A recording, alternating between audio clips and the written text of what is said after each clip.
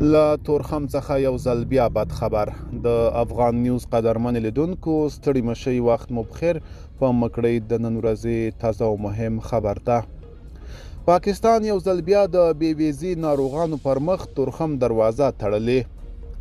په ننګرهار کې ځایي طالب چارواکي وایي چې پاکستان یو ځل بیا پر هغو ناروغانو افغانانو چې ویزه نه لري او په افغانستان کې درملنه نه کیږي تورخم دروازه تړلې ده.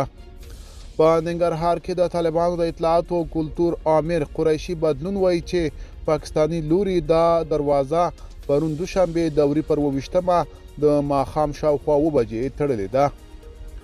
نوموړي زیاته کړې چې پاکستاني لوري د دغې دروازې د تړلو لامل څرګند کړی نه دی. بل پلوه پاکستاني چارواکو بیا په تورخم کې طالب چارواکو ته ویلي چې نور بې ویزې افغان ناروغانو ته هم د وختو اجازه نه ورکوي.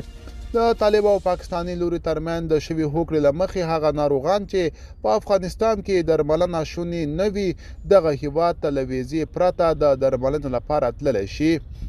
دا په داسې حال کې ده چې د تیر کال په کب میاشت کې هم افغان ناروغانو ته پر تورخم د اوښتو اجازه نه ورکول کېده.